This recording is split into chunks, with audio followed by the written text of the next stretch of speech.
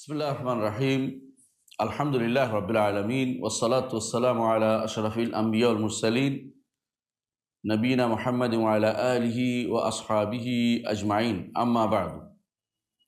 আলহামদুলিল্লাহ, আমরা আজকে থেকে নিয়মিত একটা দার্স করতে চাচ্ছি। একটা বই থেকে, একটা পৃষ্ঠা থেকে।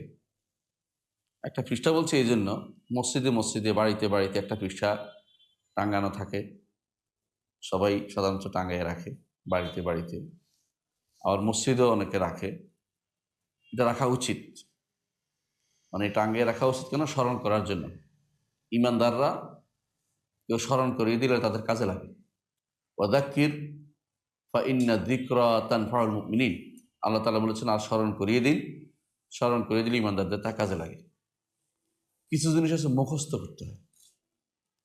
ইমানিয়াতের বিষয়গুলো এত দরকার, এই জন্য এগুলি মুখস্থ রাখতে হয়। ইসলামিয়াতের যেগুলো মুখস্থ রাখতে হয়। কিছু জিনিস আছে আপনার জীবনেও কোনোদিন আসবে না, এগুলো আপনি অতিরিক্ত জানতে হয়।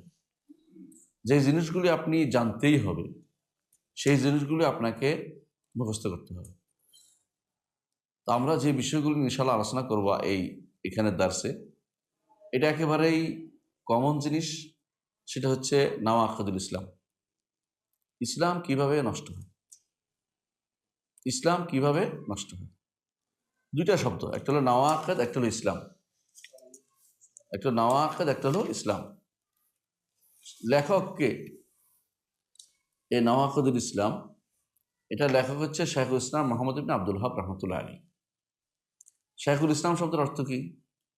ইসলামের একজন শেখ, বুজুর্গ ব্যক্তি, আলেম ব্যক্তি। ইসলামের কোনো শেখ আলাদা নেই, ইসলামের ওস্তাদ নয়। মানে ইসলাম দ্বীনের মধ্যে যারা দ্বীন পড়াতে ব্যক্তিত্ব অর্জন করেছেন, জ্ঞানী বলে বিবেচিত হয়েছেন, এরকম একজন ব্যক্তি হচ্ছেন শাইখুল ইসলাম মুহাম্মদ ইবনে আব্দুল ওয়াহাব। বুঝে আসছে? এই লকবটা যুগ যুগ ধরে চলে আসছে। মুহাদ্দিসিনদের মধ্যে শাইখুল ইসলাম আছে, মুফাসসিরদের মধ্যে আছে, ফকিহদের মধ্যে আছে, আকীদাদের মধ্যে আছে। বুঝে আসছে? ইসলামের জন্য যারা যুগে যুগে তাদের আকীদা বিশুদ্ধ, তাদের শ্রম দিয়েছেন, তাদের ইসলামের ভুল ব্যাখ্যা বিটাড়ানো যাদের কাজ ভূমিকা আছে, এরা হচ্ছে শাইখুল ইসলাম বলে এদেরকে। শাইখুল ইসলামের দাবিদার অভাব নাই। অনেকে আছে বর্তমান সময়ে জীবিত কাউকে শাইখুল ইসলাম বানাচ্ছে, অথচ তার আকীদাই শুদ্ধ নেই।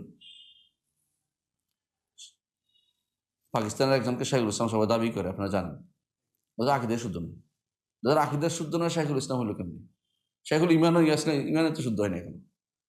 মনে রাখবেন, শাইখুল ইসলাম বলতে যেটা আমরা সাধারণত বুঝি, আগে থেকে আমাদের সাধারণভাবে বিষয়ভিত্তিক আছে, যেমন আকীদার শাইখুল ইসলাম, এটা ফিকহের আছে, এরকম সাধারণভাবে বুঝি ইবনে তাইমিয়া রাহমাতুল্লাহ আলাইহি আমরা আগে বুঝি। কারণ তিনি এমন একটা সময় এসেছিলেন যখন আশারি মাতুরিদিরা একদিক দিয়ে ইসলামের গলা কাটতে আরম্ভ করছে, আরেক দিক দিয়ে সুফিরা কাটতেছিল, আরেক দিক দিয়ে জাহমিয়ারা কাটছিল, আরেক দিক দিয়ে মুতাজিলারা কাটছিল, আরেক দিক দিয়ে দার্শনিক নামে কিছু লোক কাটতেছিল। যে যেমনে পারছে ইসলামকে কাটছাট করে নিজের মতো করে সাজাই নিচ্ছিল। ইসলাম এমন একটা গাছ যেন প্রত্যেকে কাইটা কুইটা সাজাইতে পারে, এরকম চিন্তা ভাবনা করতো। ইবনে তাইমিয়া রাহমাতুল্লাহ আলাইহি শাইখুল ইসলাম হাক্কান ওয়া সিদকান, ইনশাআল্লাহ আমরা বিশ্বাস করি সত্যতার সাথে, তিনি ছিলেন শাইখুল ইসলাম ওয়াল মুসলিমিন ফি যালিকা জামান। ওই সময় তিনি অবশ্যই শাইখুল ইসলাম ছিলেন সময়। তখন তিনি এগুলির বিরুদ্ধে, এদের বিরুদ্ধে দাঁড়িয়েছিলেন। ঠিক আরেক গোষ্ঠী যখন মাথা ছাড়া দিয়ে উঠল, সেটা হলো যারা কবর পূজারী, তাওহীদুল ইবাদতে যাদের সমস্যা, এবাদত তাওহীদের সমস্যা তৈরি করলো। এই তাওহীদের সমস্যা আগে ছিল না। এটা হয়েছে কখন? 1100 শতাব্দীর দিকে, যখন এমন এক একটা কবর মক্কাতে, মদিনাতে এক একটা কবর ডুবতে হলে পয়সা দিয়ে ঢুকতে হইতো। বুঝেন কিনা? কবর জিয়ারতের জন্য পয়সা দিতে হইতো। অর্থাৎ আপনি যাবেন, আপনি জিয়ারত করতে পারবেন না, আপনার পান্ডা একটা নিতে হবে, সে আপনাকে জিয়ারত করাই দিবে। এখনো কোনো কোনো জায়গা দেখবেন এরকম মক্কা মদিনা তো লোকেরা ঘুরে আগের অভ্যাসগত খুঁজে যে এরকম কোন বংশের মুখ টমুক খুঁজে থাকে, ওদের পিছিয়ে পিছিয়ে হাঁটে, ওরা কাবার চারপাশে হাসে, কালো জামা গায়ে দিয়ে হাঁটে, আর পিছিয়ে পিছিয়ে কিছু লোক হাঁটে দেখবেন। এগুলি কিন্তু কিছু বাকি অংশ রয়ে গেছে, যারা শেখ হোসেন মোহাম্মদ বিন আব্দুল ওয়াহাব রহমতুল্লাহ যেগুলো তাড়িয়েছিলেন। তো শেখ হোসেন মোহাম্মদ বিন আব্দুল ওয়াহাব রহমতুল্লাহ এমন এক সময় এসেছিলেন যখন জাজিরাতুল আরব উপদ্বীপ একদিক থেকে, আরেক দিক থেকে সারা বিশ্বের মুসলিমদের উপরে অধপতনের শেষ ছিল না। কেমন অধপতন হয়েছে? কারণ বিশ্বের পুরো মুসলিম বিশ্ব কার আন্ডারে ছিল তখন? একদিক দিয়ে খেলাফতের আন্ডারে, একদিক দিয়ে ব্রিটিশের আন্ডারে। ব্রিটিশ থেকে কেটে কুটে তারা নিয়ে গেছিল, যেখান থেকে ইচ্ছে এখান থেকে কাটছিল। ইউরোপিয়ানরা তখন তাদের ভাগ্য খোঁজার জন্য সারাদিনে বেরোছিল। তো এই সময় আল্লাহ তাআলা শেখ হোসেন মোহাম্মদ বিন আব্দুল ওয়াহাবকে পাঠিয়েছেন এমন এক জায়গাতে যেটা কোনো কারো অধীন রাষ্ট্র ছিল না। সুতরাং যারা কেউ যদি বলে যে তিনি তো এই উসমানীয় শাসকের বিরুদ্ধে বেরোয়েছেন, মিথ্যা কথা বলছেন। ওই জায়গাটুকু স্বাধীন ছিল।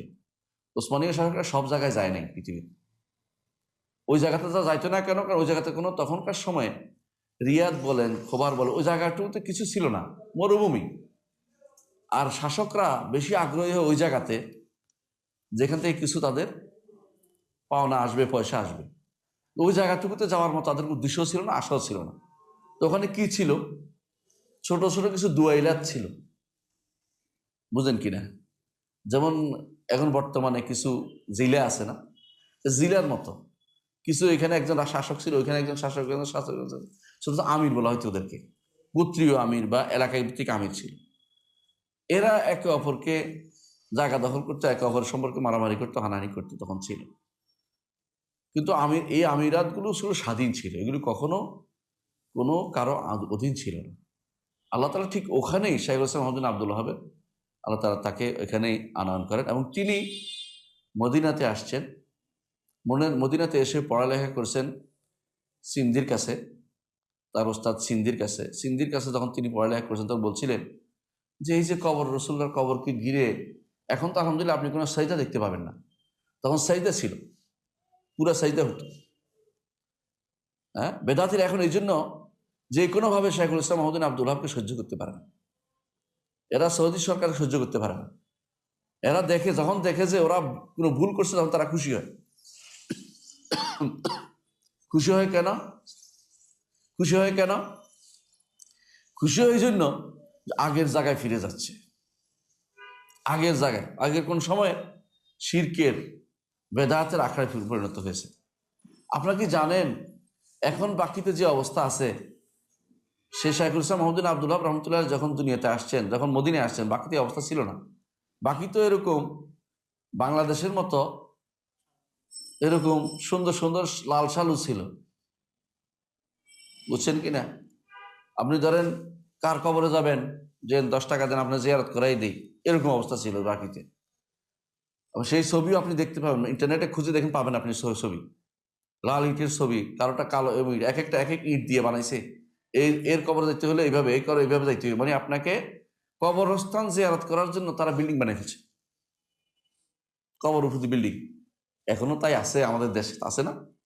আমাদের এখন দরকার শাইখুল ইসলাম মোহাম্মদ বিন আব্দুল ওয়াহাব মতো রহমতুল্লাহের মতো একজন ব্যক্তিত্ব দরকার, যিনি মানুষকে বুঝিয়ে শুদ্ধ করতে পারবেন, সহযোগিতা নিতে পারবেন, এলেম দ্বারা তিনি বুঝাইতে পারবেন। তিনি তা করেছেন। তিনি মদিনায় পড়েছেন, তারপরে ইরাকে গেছেন পড়তে জুবাইরে, সেখান থেকে তিনি দেখেছেন ওখানে যে শিরিক হয়, সেখানে বিরোধিতা করার কারণে তাকে তারা মেরে ফেলতে চেয়েছিল। আল্লাহ তাআলা তাকে রক্ষা করেছেন। সেখান থেকে তিনি ফিরে আসছেন। আসার পরে তিনি তার এলাকায় গেলেন।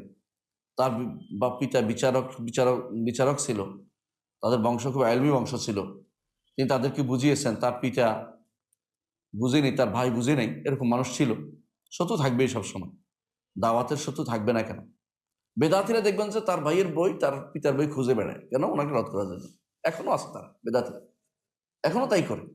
আপনি দেখবেন যে ওই কথা বলতেছে তারা, যে ওনার বাপে কি করছিল, চাচা কি করছিল, এটা দিয়ে দুনিয়াতে কিছু হবে না।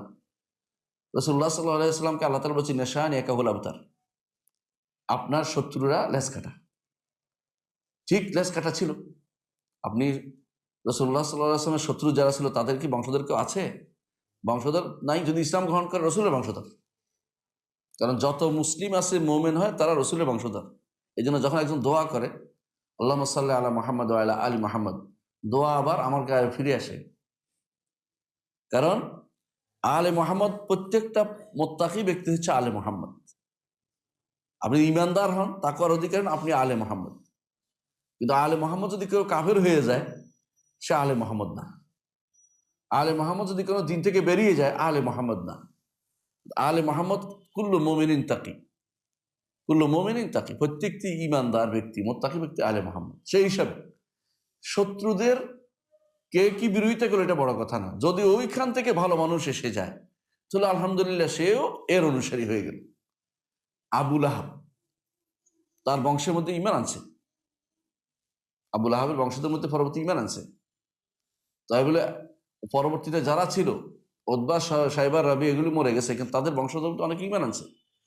তাহলে আল্লাহর কথা সত্য যে আপনার শত্রুদের লেজ কাটা, তাদের আর ভবিষ্যতে আপনার এই মিথ্যা শিরিক আর বেদাত বা এই অপকর্ম করার মতো লোক অবশ্যই থাকবেন। সব রসুল অনুসারী হয়ে গেছে। এই যে রসুল অনুসারী সারা দুনিয়ার মানুষই হবে আলে মুহাম্মদ। প্রত্যেকটি ব্যক্তি যারা রাসূলুল্লাহ সাল্লাল্লাহু আলাইহি ওয়াসাল্লামের অনুসরণ করে চলে যথাযথভাবে তারা আলে মুহাম্মদ। এটা হচ্ছে আলেমদের ব্যাখ্যা। তাহলে আমরা বুঝতে পারছি যে শাইখুল ইসলাম মুহাম্মদ বিন আব্দুল ওয়াহাব রাহমাতুল্লাহ আলাইহি তিনি যে কাজ রেখে গেছেন এটা চলবে। যেভাবে শাইখুল ইসলাম ইবনে তাইমিয়া রেখে গেছেন যে কাজ, সে কাজ চলছে। আল্লাহ তাআলা কখনো কখনো পরবর্তী কোনো লোককে এমন বিশেষ কিছু দেন যার কারণে তার কথা সারা দুনিয়া স্মরণ থাকে। দেখুন, ইব্রাহিম আলাইহিস সালাতু ওয়াস সালাম, তিনি তো নূহ আলাইহিস সালাতু ওয়াস সালামের পরে আসছে, তাই না? অবশ্যই পরে আসছে, কিন্তু তার স্মরণ যতটুকু আছে নূহ আলাইহিস সালাতু ওয়াস সালামের চেয়ে বেশি না?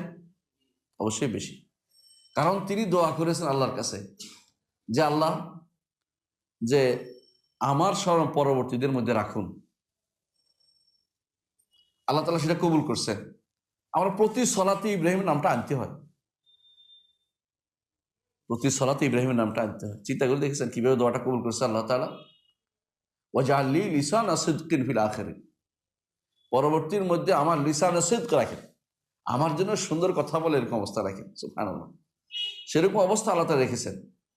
ইবনে তাইমিয়া রহমতুল্লাহ আগেও অনেক মানুষ চলে গেছে, কিন্তু ইবনে তাইমিয়ার মতো এত সুন্দর করে আসমা সিফাতের জায়গাটা তুলে ধরতে কেউ পারে নাই। আল্লাহ তাওহীদের এই জায়গাটা তুলে ধরতে কেউ পারে নাই। শাইখুল ইসলাম মুহাম্মদ বিন আব্দুল ওয়াহাব রহমতুল্লাহ আগে অনেকেই আসছে, কিন্তু তার কিতাবুত তাওহীদের মতো একটা কিতাব কেউ লিখতে পারে নাই। আল্লাহ তাআলা কখনো পরবর্তীতে তা রেখে দেন। তাহলে কখনো কখনো আল্লাহ তাআলা তার বিশেষ রহমতে বিশেষ নেয়ামত কাউকে দেন যেটা অন্য কাউকে দেন না। ঠিক উনি যে কাজটি করেন, এই কাজটি পরবর্তীদের জন্য স্মরণীয় হয়ে থাকে। আরব দেশে দেখেন হাজার হাজার মসজিদে কিতাবুত তাওহীদ পড়ানো হচ্ছে, হাজার হাজার মসজিদে কাশফুস শুবহাত পড়ানো হচ্ছে। কার বই এগুলি? শাইখুল ইসলাম মুহাম্মদ বিন আব্দুল ওয়াহাব রাহমাতুল্লাহ বই। শত শত মসজিদে আপনি নাওয়াকিদুল ইসলাম পড়ানো হচ্ছে, দেখবেন। শাইখুল ইসলাম মুহাম্মদ বিন আব্দুল ওয়াহাব রাহমাতুল্লাহ আলাইহির এই কীর্তি চলতে থাকবে। আরব দেশ যদি নাও থাকে, এখন অন্য দেশে চলে গেছে। বুঝাতে পারছি? মানে আরব দেশ গেল, ফাঁক বাড়াতে চলে আসছে। ইউরোপে পড়ানো হচ্ছে, ইংরেজিতে অনুবাদ হচ্ছে। আপনারা ইংরেজিতে অনেক পাবেন যেগুলোর ব্যাখ্যা ইংরেজিতে প্রচুর আছে। এবং আলহামদুলিল্লাহ শত শত আলেম দাঁড়িয়ে গেছে। তাদের মধ্যে বিভিন্ন দোষ ত্রুটি থাকতে পারে, কিন্তু তাওহীদের ব্যাপারে কোনো ছাড় তারা দিতে রাজি হয় না। এই জায়গাটুকু আমরা ঠিক রাখি। এটা কি প্রমাণ করে? আল্লাহ কবুল করেছেন, আল্লাহ কবুল করেছেন, এবং এটা কবুল করার জিনিসও। এই জায়গাটুকু কোনো ছাড় দেওয়ার জিনিস না, এটা জানতেই হয় প্রত্যেকটি মানুষকে। শাইখুল ইসলাম মুহাম্মদ বিন আব্দুল ওয়াহাব রাহমাতুল্লাহ আলাইহি ছোট ছোট চিঠি লিখতেন, ছোট ছোট চিঠি লিখতেন। এই ছোট চিঠিগুলো ব্যাখ্যার জায়গা হয়ে গেছে। এক পৃষ্ঠার একটা, যেটাকে বলা হয় নাওয়াকিদুল ইসলাম, এটা আমরা এই বড়তে ব্যাখ্যা করেছেন সালেহ ফাওজান, ব্যাখ্যা করেছেন। আর অন্যরা ব্যাখ্যা করেছেন এর চেয়ে বড়, অনেকেই ব্যাখ্যা করেছেন। সালাসাতুল উসুল বা উসুলুস সালাসা, কয়টা ইচ্ছা করলে আপনি একদিন মুখস্থ করতে পারবেন। আমার ছাত্ররা মুখস্থ করে এটা, আলহামদুলিল্লাহ। কুষ্টিয়াতে ঝিনাইদহে যারা পড়ে আমার কাছে, প্রথম কাজ হলো যে সালাসাতুল উসুল মুখস্থ করতে হবে। দ্বিতীয় কাজ হলো কিতাব তাওহীদ মুখস্থ করতে হবে, তা করে তারা। এবং এটা মুখস্থ না করলে আমি সার্টিফিকেট দেই না। যতক্ষণ মুখস্থ না হবে কোনো কথা নেই, তারপরে কথা অন্য কিছু। আমি বলতে চাচ্ছি এটা যে এখন মুখস্থ করে, আপনি দেখবেন কোরআন যেমন মুখস্থ করে, হাদিস মুখস্থ করে, আকীদার জিনিসও মুখস্থ করে থাকতে হবে। এটার ব্যাখ্যাও চলতেছে। এমন কোনো কথা আপনি খুঁজে পাবেন আপনার দেশে যারা সত্য সত্য কথা বলেছে এবং তার কথা মুখস্থ করার মতো পাবেন না। অথচ একটা বিশাল যুগ পার হয়ে আসছেন আপনি, 1400 বছর পার হয়ে গেছে। বাংলার জমিনে ইসলাম আসছে 1000 বছর হয়েছে, নিঃসন্দেহে 1000 বছর হয়েছে, আর বেশিও কেউ কেউ বলে। অথচ এমন কোনো ব্যক্তিত্ব তৈরি করতে পারেন যাদের একটা কাগজ পরীক্ষা বছরের বছর ধরে পড়া হচ্ছে এবং ভুলবিহীন, হ্যাঁ পড়া হয় অনেক আছে, আমি বলছি না, ভুলবিহীন পড়া হচ্ছে, এরকম পাওয়া যাচ্ছে না। কেন? কারণ মানহাজ আকীদা শুদ্ধ হতে হবে। আর এই দুই দিক থেকেই আমাদের দুই শাইখুল ইসলাম, ইসলামের দুই শাইখুল ইসলাম বলতে পারে, একজন হচ্ছে শাইখুল ইসলাম ইবনে তাইমিয়া, আরেকজন হচ্ছে শাইখুল ইসলাম মুহাম্মদ ইবনে আব্দুল ওয়াহাব রাহমাতুল্লাহ আলাইহি। তার বিরুদ্ধে বিভিন্ন কথা কিন্তু আছে। হানাফি মাযহাবের কিতাবের মধ্যে লিখছে খারেজি। কোথায় খারেজি করলো, খুরুজ করলো, দেখতে দেখাইতে পারে না কোথায় খুরুজ করলো তিনি, কারণ তাদের কবর পূজার বিরুদ্ধে বলেছে যেন খারেজি হয়েছে। তাদের বইতে লেখা আছে যে তিনি নাকি বুঝে না, তার বুঝে না দেখে এখন পড়াচ্ছে কি তার বই, সবাই পড়াচ্ছে, তিনি বুঝে নাই না তোমরা বুঝো নাই। এগুলি হচ্ছে আপনি অনেককেই দেখবেন বর্তমানে, যেটা হচ্ছে এলমের দোহাই দিয়ে নিজেরা না জেনেও অন্যের উপরে আঘাত করা, অন্যের উপরে আঘাত করা। অনেক সময় দেখবেন যে আপনি যারা বেশিরভাগ সহি আকীদা ও মানহাজ বিরোধী, ওদেরকে দেখবেন যারা আকীদা সহি আছে মানহাজ, তাদের সামান্য বিষয়ের উপর আঘাত করে তাদের ঘায়েল করতে চেষ্টা করে জনগণের কাছে। এটা তাদের একটা অভ্যাসে পরিণত হয়েছে। এটা কখনো মেনে নেওয়া যাবে না। তো আমরা যেটা আসছি, আমাদের কথা চলে আসছি, এটা তারা করবেই, যুগে যুগে করেছে। আপনি কি দেখেননি রাসূলুল্লাহ সাল্লাল্লাহু আলাইহি সাল্লাম এর যুগে কাফেররা কি বলতো? পাগল। কি বলতো? গণক। কি বলতো? কবি। কি বলতো? জিনে ধরেছে। একটা কি শুদ্ধ? একটাও শুদ্ধ না। সুতরাং তারা কি বললো বড় কথা নয়, আমাদের দায়িত্ব হচ্ছে দাওয়াতের পথে এগিয়ে যাওয়া। এই কিতাবটা আপনারা মানে এই 10টা জিনিসের ব্যাখ্যা করে মানুষকে জানানোটা ফরজ আমাদের। কারণ একটা মানুষ যদি ঈমান নিয়ে কবর যেতে পারে, এটা বিশাল সাকসেস আপনার জন্য। আপনি এবং আপনার পরিবার যদি কোনো জাহান্নাম থেকে বাঁচতে পারেন, সাকসেস। কু আনফুসাকুম ওয়া আহলিকুম নারা, নিজেকে বাঁচাও, পরিবারকে বাঁচাও, আল্লাহর নির্দেশ এটা। আপনাকে সারা দুনিয়ার চিন্তা আপনার মাথায় ঢেলে দেয় নাই, নাহলে বিপদে পড়ে যেতেন আপনি। আপনি যদি যত বড় দায়িত্ব পাবেন, তত বড় চিন্তা আপনার মাথায় আসবে। এই মাদ্রাসার যেহেতু আপনি দায়িত্বশীল, আপনার উপর মাদ্রাসার ছেলেদের পড়ানোর দায়িত্ব রয়ে গেছে, ওদেরকেও বাঁচানোর দায়িত্ব আপনার রয়ে গেছে। শিরক থেকে মুক্তির আলোচনা এখানে আপনাকে করতে হবে। এই 10টি জিনিস তাকে মুখস্থ করাতে হবে, 3টি উসুল তাকে মুখস্থ করাতে হবে, এটা মাথায় রাখতে হবে আপনাকে। এই জন্য মদিনার শেখ আব্দুল মোহসেন আল কাসেম, দেখবেন তার ছোট ছোট অনেকগুলো গ্রন্থ আছে নতুন বাচ্চাদের মুখস্থ করার জন্য। প্রথম দাস যেন হয় আপনাদের এখানে সবখানে, মান রব্বুকা ওমা দিনুকা ওমান নাবিয়ুকা। আপনার অন্য কিছুর দরকার নেই, আপনার তার বিয়ে দিনিয়া যত রকম বই বের হয়েছে না, এগুলির মধ্যে যদি 3টে জিনিস না থাকে, এগুলো পড়াই না। আগে তোমার রবকে, দিনকে, ইসলাম, দিনকে নবীকে এটা শিখিয়ে দেন ভালো করে। এটা শিক্ষা দিলে কি হবে, আপনি অন্যগুলি পরে শিখে। অনেকে আছে দুনিয়ার সব শিক্ষা দিচ্ছেন তাকে, এটা পরে দ্বিতীয় দর্শে আসে। প্রথম দর্শ আসুক যে আমার 3টা দিন, যে 3টা কবরে কাজে লাগবে। এইটা হলে এখন আপনার সন্তান নষ্ট হবে না। সারা জীবন চিন্তা করে আমার রব আছে, রবের কথা শুনতে হবে, ইসলাম মানতে হবে, নবীর কথা শুনতে হবে, অন্যদিকে যাওয়ার চিন্তা সে করতে পারবে না। এই জন্য ইসলামকে ভালোবাসতে হবে, ইমানকে ভালোবাসতে হবে। ইসলাম নষ্ট হয়ে যায়, ইসলাম যেমনি ভাবে হয় তেমনি ভাবে নষ্ট হয়। অজু হয়, তাই না? কয়টা কাজ করলে অজু হয় আপনারা জানেন? অজু নষ্ট হয় এটাও তো জানা দরকার আছে। কেউ যদি কিছু কাজ করলো আবার নষ্ট করে, তার অজু নষ্ট হয়ে গেল না? নষ্ট করা যাবে না, কারণ একটা মানুষের জীবন অত্যন্ত সংকীর্ণ। এই জীবনে যা আপনি করবেন, কোথায় পাবেন সেটা? পরবর্তী জীবনে সেটা পাবেন। এই জীবনে যা যা আপনি করবেন, পরবর্তী জীবনে সেটা পাবেন। জীবনের এই সময়টুকু যদি নষ্ট করে দেন আপনি, বিশাল সময় যে আপনার নষ্ট হয়ে যায়, তো আপনার জন্য সংগ্রহ অনেক কমে গেল, আপনার সংগ্রহ অনেক কমে গেল। সময় থাকতে কাজে লাগানো দরকার, সময়টাকে নষ্ট করা যাবে না। তো আমরা এই জন্য অনুরোধ জানাবো, আসুন আমরা এই কিতাবটা পড়ি, ব্যাখ্যাটা শুনি, ইনশাল্লাহ এটা আমাদের কাজে লাগবে। নিজে ব্যাখ্যা শোনা নয়, সন্তানদের সহ শুনবেন, এদেরও বোঝানোর চেষ্টা করবেন যে আমি যতটুকু শুনেছি তোমরাও শোনো, এটা ইনশাল্লাহ কাজে লাগবে।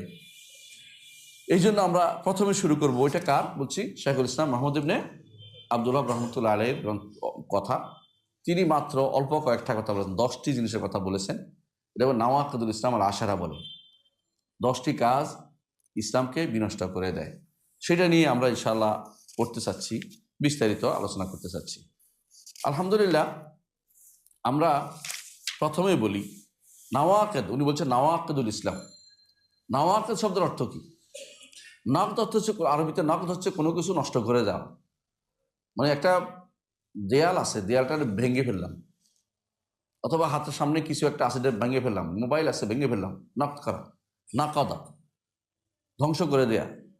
এই জন্য আল্লাহ তাআলা বলছেন ওয়ালা তানকুদুল আইমানা বা'দা তাওকীদিহা, কোনো শপথ যখন করো তোমরা, কোনো কাজ করা, এটাকে তোমরা নকদ করো না, অর্থাৎ এটাকে ভঙ্গ করো না। সূরা নাহলের 91 নম্বরে আল্লাহ তাআলা বলেছেন। অনুরূপভাবে সূরা নাহলের 92-তে বলছেন ওয়ালা তাকুনু কাল্লাতী নাকাদাত গাজলাহা, ওদের মতো হইও না, ওই নারীর মতো হইও না, যে নারী কি করে সারাদিন ধরে সুতা ঠিক করে বিকালবেলা সেটাকে আউলে ফেলে। ওয়ালা তাকুনু কাল্লাতী নাকাদাত গাজলাহা মিন বা'দি কুওয়াতিন আনকাথা, এরকম হইও না। আল্লাহ তাআলা এটা আমাদেরকে এইভাবে নকদ, মানে জিনিসটাকে নিষিদ্ধ, নকদ শব্দ বোঝানোর জন্য আমি দুটো আয়াত নিয়ে আসছি, যেন নকদ করিও, নষ্ট করিও না, নষ্ট যেন না করে। ইসলাম হচ্ছে আমার মেইন পুঁজি, এই পুঁজি একবার নষ্ট হয়ে গেলে আপনি এটা আর পাবেন না। ইসলাম কি কি কারণ নষ্ট হয়ে যায় এটা আমাদের জানতেই হবে। কারণ হুযায়ফা ইবনে ইয়ামান রাদিয়াল্লাহু আনহু বলেন, মানুষ জিজ্ঞাসা করতো এরপরে কি আছে, এরপরে কি ভালো আছে, এরপরে কি ভালো আছে। আমি রাসূলুল্লাহ সাল্লাল্লাহু আলাইহি ওয়াসাল্লামকে জিজ্ঞাসা করতাম এরপরে কি খারাপ আছে, এরপরে কি খারাপ আছে, এরপরে কেন? মাখাফাতান আন তুদরিকুনি, যাতে আমাকে খারাপ পেয়ে না বসে, যাতে আমাকে খারাপ কোনদিন পেয়ে না বসে। তো সুতরাং যেটা বলছিলাম, আমাকে অবশ্যই জানতে হবে ইসলাম কিসে বিনষ্ট হয়ে যায়।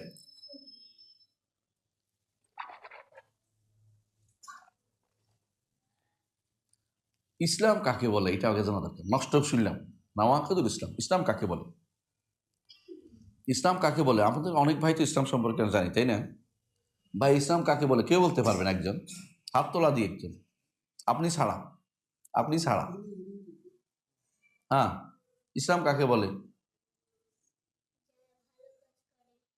হ্যাঁ হ্যাঁ, মাশাআল্লাহ, তুমি একটা বলেছো, আচ্ছা ঠিক আছে, তবু সাহস আছে। হ্যাঁ, আর কে আছে? ইসলাম কাকে বলে?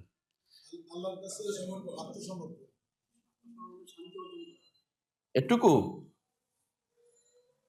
না, শোনেন, ইসলাম কাকে বলে এটা শেখুল ইসলাম মুহাম্মদ বিন আব্দুল ওয়াহাব বই থেকে নিতে হবে।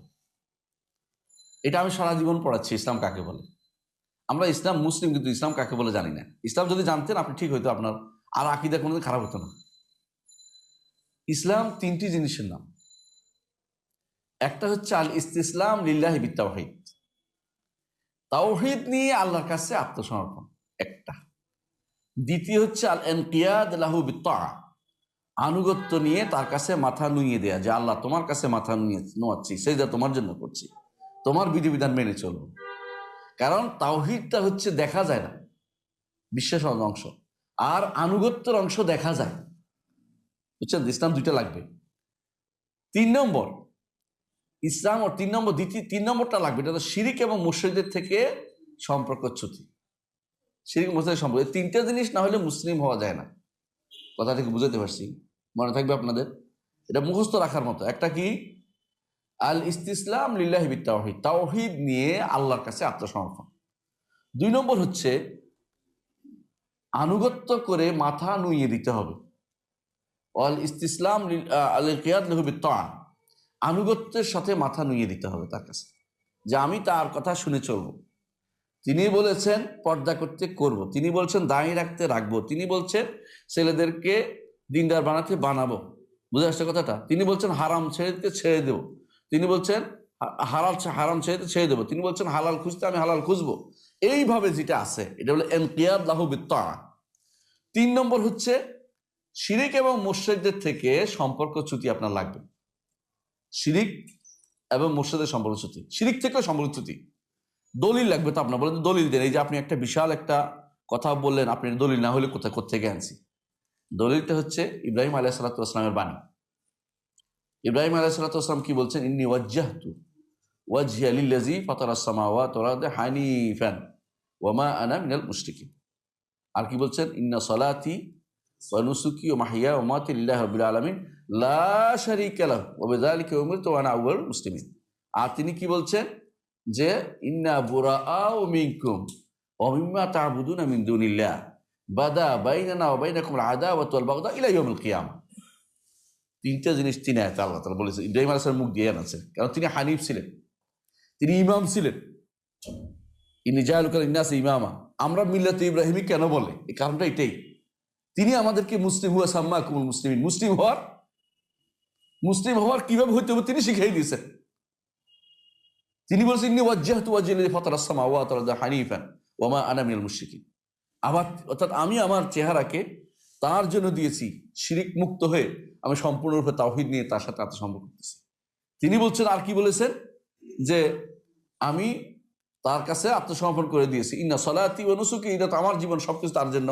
তিনি বলেছেন, আরো তিনি বলেছেন কি? যে আমি একমাত্র হাজাহু কওম। তিনি যখন বলছে যে আমি আল্লাহর দিকে সম্পৃক্ত হলাম, তার কওম তার সাথে ঝগড়া করছে, তিনি ঝগড়া শোনেন নাই। শেষে বলেছেন, কি বলেছেন? ইন্না বুরাআউ মিনকুম, তোমাদের থেকে আমি সম্পর্ক মুক্ত। সম্পর্ক মুক্তি লাগবে। ওয়া মিম্মা তা'বুদুনা মিন দুনিল্লাহ, আল্লাহর সাথে যেগুলি তোমরা ইবাদত করে এগুলি থেকে আমি সম্পর্ক চুক্ত করছি। অর্থাৎ কাফেরদের এবং মুশরিকদের সম্পর্ক না হলে মুসলিম হওয়া যায় না। এটা ইব্রাহিম আলাইহিস সালাতু আমাদেরকে জানিয়ে দিয়েছেন। আমরা কি বুঝতে পারছি কথাটা? সহজে বুঝে না, দলিল ছাড়া কোনো কথা চলে না। কোত্থেকে নিয়ে আসলাম বলতে পারেন এটা। এই জন্য অবশ্যই লাগবে, ইব্রাহিম আলাইহিস সালামের বক্তব্যটা আমাদের লাগবে। তিনি এই জন্য বারবার ওয়াজনুবনি ওয়া বানিয়া না'বুদাল আসনাম, আল্লাহ আমাকে এবং আমার পরিবারকে, আমার বংশধরকে তারা যেন কোনোদিন মূর্তি পূজা না করে, থেকে যেন দূরে থাকে, এটা আমাদের লাগাতে হবে। পূজা না করে, অন্য কোনো সনমের পূজা না করে। সনম কাকে বলে এটা তো বুঝতেই পারছেন, যেটাই পূজা এটাই সনম, যাকে করেন আপনি। তাহলে বোঝা গেল যে ইসলাম তিনটি জিনিসকে একত্র করার নাম। এক নম্বর হচ্ছে আল্লাহর জন্য তাওহীদ সহ আত্মসমর্পণ করা। এখন যদি কেউ আত্মসমর্পণ জিনিসটা আমি বুঝিয়ে বলি, আপনি আল্লাহর জন্য আত্মসমর্পণ করলেন না, তা আপনাকে কি বলা হবে? অহংকারী। এই জন্য আত্মসমর্পণ করে নাই কে? শয়তান। সে আল্লাহ তাআলা কি বলছে? আল্লাহ তাআলা তাকে বলছে কি? যে সে কিবির করেছে, অহংকার করেছে। আবা ওয়াস্তাকবারা, সে আত্মসমর্পণ করে না বলে সে অহংকারী হয়েছে। আর যে ব্যক্তি আল্লাহর জন্য করছে, অন্যের জন্য করছে, এটা কি বলা হয়? মুশরিক। বুঝে আসছে? আত্মসমর্পণ আল্লাহর জন্য করলাম, আরেকজনের জন্য করলাম, শরীক করছেন আল্লাহর সাথে। কারণ আপনি তো এককভাবে শুধু আল্লাহর জন্য আত্মসমর্পণ করবেন, আল্লাহর কাছে আত্মসমর্পণ করবেন। আপনি যেহেতু ভাগাভাগি করছেন, এখন শরীক করছেন, আল্লাহ তাআলা শরীক নেন না, শরীক অংশ নিবেন না। এর অর্থ হচ্ছে আল্লাহ হাদিসে কুদসিতে আল্লাহ তাআলা বলছেন আনা আগনা শুরাকা আনিশ শিরক, জগতের যত শরীক আছে অংশীদারিত্ব আমি নেই না, অংশীদারিত্ব আমি নেই না। যে কোনো আমার জন্য কোনো কিছু করবে, আমাকে ফুল দিতে হবে, ভাগাভাগি দিলে আমি নিব না। মানে আমিলা আমালান আশরাকা ফীহি মাই গায়রি তারাকতু ওয়া শিরকাহু, অর্ধেক দিলে আমি নিব না, পুরোটা আল্লাহর জন্য দিতে হবে। পূর্ণ আনুগত্য আল্লাহর জন্য করতে হবে। এই জন্য উদখুলু ফিস সিলমে কাফা, পরিপূর্ণভাবে ইসলামে প্রবেশ করতে হবে। অর্থ হচ্ছে তাওহীদ, ইসতিসলাম লিল্লাহি বিত্তাওহীদ, পরিপূর্ণভাবে আপনাকে আত্মসমর্পণ করতে হবে। তাহলে যে ব্যক্তি ভাগাভাগি করে আত্মসমর্পণ করে সে মুশরিক, আর যে ব্যক্তি আত্মসমর্পণ করে না সে মুস্তাকবির, অহংকারী। আর যে ব্যক্তি পূর্ণভাবে আল্লাহর আনুগত্য করার জন্য নিজেকে আল্লাহর কাছে সঁপে দিয়েছে তাওহীদ নিয়ে, সে ব্যক্তি হচ্ছে মুসলিম। এই মুসলিম বলছে কি? ইসতিসলাম লিল্লাহি বিত্তাওহীদ। তাওহীদ কাকে বলে এটা জানা দরকার। তাওহীদ কাকে বলে? তাওহীদের কথা বলতে গেলে আপনাকে তিনটা জিনিস লাগবে। এক নম্বর হচ্ছে যে আল্লাহ তাআলার যে সমস্ত বৈশিষ্ট্য আছে এগুলি তার জন্য সাব্যস্তকরণ, আল্লাহ তাআলার নাম এবং রুবুবিয়তের বৈশিষ্ট্য তার জন্য সাব্যস্তকরণ, নাম এবং গুণ আল্লাহর জন্য সাব্যস্তকরণ, আর ইবাদত পরিপূর্ণভাবে একান্তভাবে আল্লাহর জন্য করো। এই তিনটি জিনিসে আমি পুরোপুরি আল্লাহকেই মেনে নিচ্ছি, এটা লাগবেই লাগবে, এগুলিতে কোনো ছাড় চলে না। এই অংশটুকু ছাড়ের কোনো সুযোগ নেই। আমাদের সমাজে এই অংশ অনেকেই বুঝি না। আপনি ভালো করে দেখেন আপনার সমাজে, আপনার স্কুলে, আপনার পরিবারে এই অংশটুকু আসলে বুঝে কিনা, তাওহীদের অংশটুকু লাগে কিনা, তার মধ্যে আছে কিনা, তারা কি মনে করে লাগবে বলে বিশ্বাস করে কিনা, এটা আপনার লাগবে। আপনার ইলাহ একজনই হতে হবে, আর কারো ইবাদত করা যাবে না। দলিল দেন। আল্লাহ তাআলা সূরা বাইয়িনা বলেছেন, ওমা উমিরু ইল্লা লিয়াবুদুল্লাহ ইলাহা ওয়াহিদা ইলাহা ওয়াহিদা। আবার কোরআনে কারীমে আল্লাহ সূরা তাওবার মধ্যে বলেছেন, ওমা উমিরু ইল্লা লিয়াবুদু ইলাহা ওয়াহিদা লা ইলাহা সুবহানাহু ওয়া তাআলা আম্মা ইউশরিকুন। আর সূরা বাইয়িনার মধ্যে বলেছেন, ওমা উমিরু ইল্লা লিয়াবুদুল্লাহ মুখলিসিন লাহুদ্দিন হুনাফা ওয়া ইউকিমুস সালাতা ওয়া ইউতুজ যাকাতা ওয়া যালিকা দীনুল কাইয়্যিম। তাহলে দীনুল কাইয়্যিম হতে হলে আপনাকে তাওহীদ নিয়ে যেতে হবে, বুঝছেন না? দ্বীনটা কি আমাদের? ইসলাম। তাহলে ইসলামকে যে তাওহীদ না যদি না নেন তাহলে ইসলাম হবে না। কারণ আল্লাহ শেষে, আয়াতের শেষে কি বলছেন? যালিকা দীনুল কাইয়্যিম, এটাই হচ্ছে প্রতিষ্ঠিত দিন। ইসলাম হচ্ছে এটার নাম। তাহলে এটাই যদি কোনো ইসলাম হয়, প্রতিষ্ঠিত দিন হয়, তাহলে আপনি অন্য কোনো দিন, আপনি সেখানে অন্য কোনো পদ্ধতিতে আপনি ইসলামকে আপনি কোনোদিন পাবেন না। এই পদ্ধতিতে আসতে হবে আপনাকে। সেটা কি? যে আমি একমাত্র আল্লাহর ইবাদত করব, তিনি ব্যতীত আমার আর কোনো মাবুদ নাই, তিনি পবিত্র। কিসের থেকে পবিত্র? যখনই সুবহানাহু আসে তখন বলতে হবে যে তিনি, তার মতো আরেক সত্তা নাই, তার মতো আরেক গুণধার কেউ নাই, গুণধারী কেউ নাই, বুঝছেন না? গুণলাত আর কেউ নাই, তার মতো নামধারী আর কেউ নাই, তার মতো ইবাদত পাওয়ার যোগ্য আর কেউ নাই। আমরা সকাল প্রত্যেক সালাতের পরে কি পড়ি? সুবহানাল্লাহ সুবহানাল্লাহ সুবহানাল্লাহ। এটা আসলে মুখস্থ করার জিনিস শুধু না। 33 বার পড়বেন, প্রতিটা তাসবিহর সাথে আপনার মনে করবেন আমি আমার রবকে দুনিয়ার কারো মত হওয়া থেকে মুক্ত করছি, আমি আমার রবকে উদাহরণ পেশ করা থেকে মুক্ত করছি, আমি আবার রবের নামকে অন্য কাউকে দেয়া থেকে মুক্ত করছি, আমি আবার রবের গুণকে অন্য কারো থেকে মুক্ত করা, অন্য কারো মত হওয়া থেকে মুক্ত করছি, রবকে সাব্যস্ত করব, রবের জন্য এগুলি সাব্যস্ত করব, রবকে তাতিল থেকে মুক্ত করছি, অর্থহীন করা থেকে মুক্ত করছি। আপনার মধ্যে এটা অবশ্যই অনুভূতি থাকতে হবে। একটা সুবহানাল্লাহ এত বেশি প্রিয় হইতে পারে আল্লাহর কাছে, হাজারবার সুবহানাল্লাহ গণাচ্ছে। একটা সুবহানাল্লাহ হাজারবার সুবহানাল্লাহ চেয়েও বেশি মূল্যবান হতে পারে। হাদিসে আছে রাসূলুল্লাহ সাল্লাল্লাহু আলাইহি ওয়াসাল্লাম বলেছেন, কিয়ামতের মাঠে এক লোককে ডেকে আনা হবে, বলবে যে তোমার কি কোনো আমল আছে? বলে নাই। ডরে। কেন? তার সামনে 99টা বালাম খুঁজছে, তার সবগুলো হচ্ছে বদ আমল। ভয়ে বলবো যে আমার আর কিছু নাই। কি বলবো, ছোট্ট একটা লা ইলাহা ইল্লাল্লাহ দিয়ে কি হবে? আল্লাহ তাআলা বললেন যে না, তোমার একটা জিনিস আছে, আমি ইন্নাকাল ইয়াউমা লা তুযলাম, তোমার জুলুম করা হবে না, তোমার জুলুম করা হবে না। একটা তার জন্য অনেক ভারী হবে, সেটা কি? লা ইলাহা ইল্লাল্লাহ। এটা সবাই আমরা বলি, তো তার জন্য ভারী হলো কেন? অর্থ বুঝে তিনি কাজটা করেছেন, সত্যি সত্যি গুনাহ করলো, গুনাহ তার হয়ে গেছে, কিন্তু আল্লাহ তাওহীদের মধ্যে কোনো শিরিক করে নাই। এই ব্যক্তিকে আল্লাহ তাআলা তখন ক্ষমা করে দিবেন। তার একটা ভারী হয়ে যাবে, ভারী হলেই তো পার। আল্লাহ কোরআনে কারীম বলে দিয়েছেন যে যারটা ভারী হবে সে পার পেয়ে যাবে। আর যা ফামান সাকুলাত মাওয়াজিনুহু ফাহুয়া ফি আইশাতির রাদিয়া। এই জন্য ভারী হয়ে সে পার পেয়ে গেছে। তাহলে আপনার সুবহানাল্লাহ ভারী হয়েছে কিনা একটু দেখেন। সুবহানাল্লাহ আসলে কি আল্লাহ তাসবিহ পাঠ করাটা সত্য আছে কিনা দেখেন। এই জন্য সুবহানাহ অবশ্যই আপনাকে অর্থ বুঝতে হবে। কেন? এই প্রত্যেকেই সুবহান তাসবিহ বলতেন, সুবহানা রাব্বিকা রাব্বিল ইজ্জাতি আম্মা ইয়াসিফুন ওয়া সালামুন আলাল মুরসালিন। খেয়াল করছেন? সুবহানা রাব্বিকা রাব্বিল ইজ্জা আম্মা ইয়াসিফুন। তোমরা যে সমস্ত খারাপ গুণে আল্লাহকে গুণান্বিত করো তা থেকে আল্লাহ তাআলা কতই না পবিত্র। এরপরে ওয়া সালামুন আলাল মুরসালিন কেন বললেন? মুরসালিনদের সালাম কেন দিলেন? রাসূলদের সালাম কেন দিলেন? সালাম এই জন্য দিয়েছেন কারণ রাসূলরা আল্লাহকে সবচেয়ে বেশি পবিত্র ঘোষণা করেন। এই জন্য তিনি তাদের আল্লাহর পক্ষ থেকে সালামুন আলাল মুরসালিন, তোমরা আমাকে সালামত রেখেছ খারাপ গুণ দেয়া থেকে, তোমাদেরকে আমি সালামত দিলাম, শান্তি দিলাম। সেই শান্তি জান্নাত। আলহামদুলিল্লাহ রাব্বিল আলামিন, সবশেষে তাহমিদও আছে। এই জন্য প্রিয় সবচেয়ে বড় কথা হচ্ছে সুবহানাল্লাহ, আলহামদুলিল্লাহ, আল্লাহু আকবার, লা ইলাহা ইল্লাল্লাহ। এগুলির মধ্যে আপনার আল্লাহর সাথে সম্পৃক্ত যেগুলি সবচেয়ে বেশি প্রিয়, এগুলি এই জন্য উত্তম জিকির। এগুলি হচ্ছে তাওহীদের অংশ প্রত্যেকটা জিনিস। এই জন্য এগুলো আপনি দেখবেন উত্তম জিকির যেখানে সেখানে লা ইলাহা ইল্লাল্লাহ আছে। এই জন্য যেখান থেকে বিপদ থেকে বাঁচার জন্য এটা বিশাল অস্ত্র হচ্ছে লা ইলাহা ইল্লা আনতা সুবহানাকা ইন্নী কুনতু মিনাজ জালিমিন। আল্লাহর কাছে প্রিয় জিনিস হচ্ছে এটা। এই জন্য ফেরেশতারা এটাকে একসাথ করে সুবহানাল্লাহি ওয়া বিহামদিহি। তাদের উত্তম সর্বোত্তম জিকির হচ্ছে ফেরেশতাদের সুবহানাল্লাহি ওয়া বিহামদিহি। সকালবেলা সুবহানাল্লাহি ওয়া বিহামদিহি আদাদা খালকিহি রিদা নাফসিহি জিনাত আরশি মিদাদা কালিমাতি বলেন না, এগুলি কয়টা জিনিস বলে আপনি সুবহানাল্লাহি ওয়া বিহামদিহি বলতেছেন? খেয়াল করছেন জিনিসটা?